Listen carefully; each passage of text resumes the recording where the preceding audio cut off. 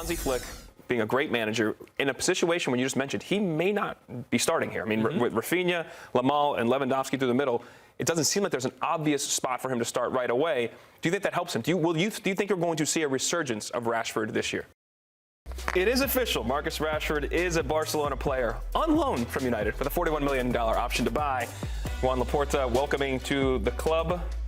Let's get to Guillaume Balaguer, our La Liga correspondent, who was there at the unveiling at Camp Nou. This is the perfect spot to talk about Marcus Rashford. A legendary stadium being rebuilt, and somebody that has been a star for many years on the way also to find his best version. Marcus Rashford has been unveiled in the official shop of Football Club Barcelona. It was a day in which we had to, all the journalists, be keeping an eye on the phone because we only got little bits of information. The time of the unveiling, we weren't sure, but we have to be around 6 to 8 p.m. Spanish time, ended up being about 7. We got the information as well that he was going to be number 14, and also that, as we knew, that he was desperate to come to Barcelona. He almost made it in January. It didn't happen, ended up at Villa, and what happened at Villa, he said in the press conference, basically changed his demeanor. He became again happy to be a footballer. He realized that his potential could be reached again, and some of those highs that we've seen in the past we saw again with Aston Villa.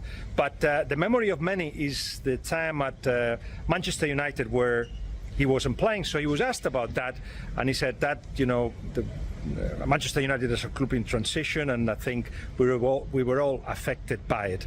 But let me finish with one picture to put in your head. Lamine Yamal used to play FIFA, or I guess he still does, but did more before. He's only 18. And Marcus Rashford has been for many years a star in FIFA. He's so fast, has got so many points, does so many things so well, and Lamine wanted Marcus Rashford to be at Barcelona, and he's been insisting on Instagram, Marcus, you have to come, you have to come. So they already developed a relationship.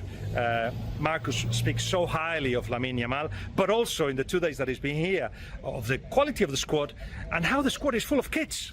In the changing room, it's all about jokes. He already is enjoying his time at Barcelona. Hansi Flick was absolutely crucial for his arrival, and I think I've got the impression that people don't realize what a superstar, perhaps on the way to improving, perhaps on the way to shake up some of the things that made him doubt about his own ability, but somebody that could make such a big impression at Barcelona.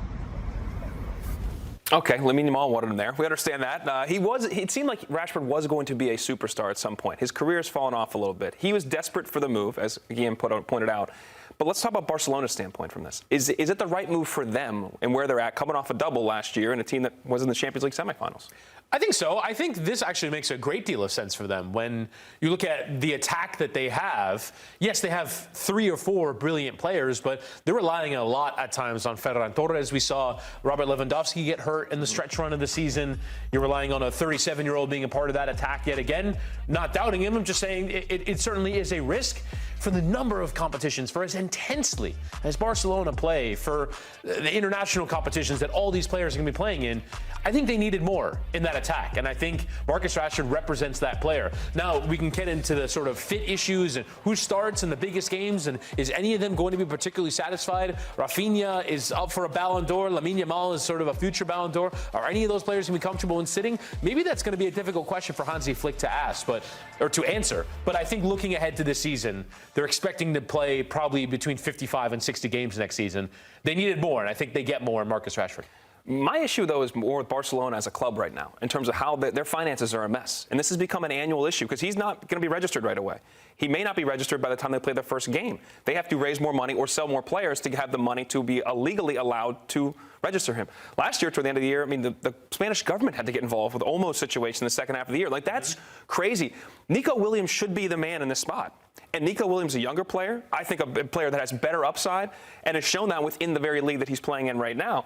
They can't do that because he wasn't going to get registered, so he said, I'm out. So my question to you is there a bigger problem here with Barcelona? They have to go to, not that Rashford's bad, It's their secondary option because of their finances, not because of who they are, because of their financial situation. It is just the reality of the situation. And I think the fact that they have gotten to this point as a team, not as a club, as a team, with the finances being where they are, I think is fairly remarkable. It takes 6 or 7 academy kids putting the club on their shoulders and getting them to this point, because otherwise they would be in an absolute mess right now. True. I think you're absolutely right to point out that Rashford is not the first option, but I think he can still be a very good option.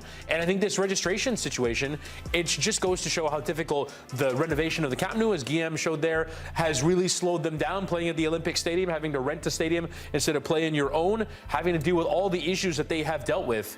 It has not been routine for them to get to this point. And I think it shows a club that, frankly, is kind of poorly run in some respects. But it doesn't matter because they have a lot of talent that comes through. The one thing you can always rely on is that academy will produce plenty of players. You look at these figures, though, for Marcus Rashford over the course of the last few seasons, had 3 really good seasons broken up by 1 bad one, and then realistically has not delivered to that level in the last 2 campaigns. And so are you going to rediscover this player and put him in a different platform? That's the goal here. But I think you're talking about Barcelona overall as a club. It's not incredibly healthy. It is only from a playing standpoint and from the coach that they pick. But there are a lot of things behind the scenes that still have to be fixed. Now let's focus on the field then, because you said the numbers. He had a couple really good years. Last couple of years he struggled, went through a loan spell at Villa last year in the Premier League, which really didn't do anything either. Hansi Flick, being a great manager, in a situation when you just mentioned, he may not be starting here. I mean, with Raphinha, Yamal, and Lewandowski through the middle, it doesn't seem like there's an obvious spot for him to start right away. Do you think that helps him? Do you think you're going to see a resurgence of Rashford this year?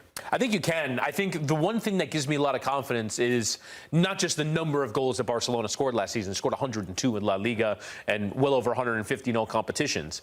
It was that they were the best team in Europe at creating chances, even better than Paris Saint-Germain. When you look at expected goals, they had an expected goals figure of 92 last season. And so I think you're joining a team that is incredibly intense, that is just a chance creation machine, that is strong in their pressing, that gets into terrific moments in forward areas. And Rashford's going to be in the middle of that. And if he just has his finishing boots on, he can get 20, 25 goals. I think the other thing that we're talking about from a coaching and fit standpoint is Marcus Rashford, I think rightfully so, was criticized at Manchester United for a lack of defensive work. I don't think that'll fly at Barcelona. I think he's going to have to really commit to pressing and using those incredible legs and energy that he has to get up the pitch and run at opposition players. That might, for the moment, have Raphinha in the place, or in the team ahead of him, when maybe you could say that Rashford is maybe more of a talent, as it were, than Raphinha. So I think the defensive work will be a big part of it.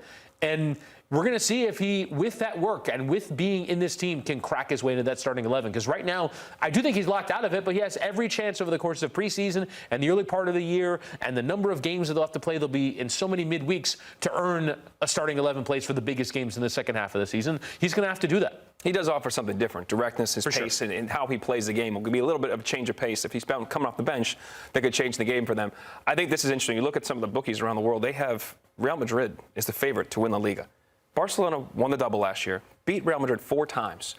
Are they the favorite in your mind? Is Barcelona the favorite to win this league again? For me, it's Barcelona. I think Real Madrid have to prove again that they are ready to compete at that incredibly high level. I thought Barcelona were a standard above them last season. And Real Madrid are, we've talked about them a lot, going through a period of turmoil, of changing manager, of figuring out balance, of maybe letting a few of their key players go, of needing new ones. And I think Xabi Alonso can certainly get them there. And you wouldn't put it past them, but I think Barcelona were the second best team in Europe last season behind only Paris Saint-Germain. Yes, they lost that semifinal to Inter. It was an incredible 2 legs, but I thought Barcelona were still the better team leaving that. They're the team that you fear the most coming out of that. So I think that Barcelona are the second best team in Europe, even still, and I think right now they're the favorites to win that Liga. It's weird when, for those of us who like to throw on some shekels, that line stinks. All right, that line doesn't make any sense that Barcelona is the second favorite to Real Madrid right now, especially with all the questions going around. Bellingham's not playing until October because of a shoulder injury. You got multiple guys in the front line that don't want to defend it all. There's a lot of questions out there for Real Madrid. It seems like Barcelona's got their stuff, at least on the field, more locked in.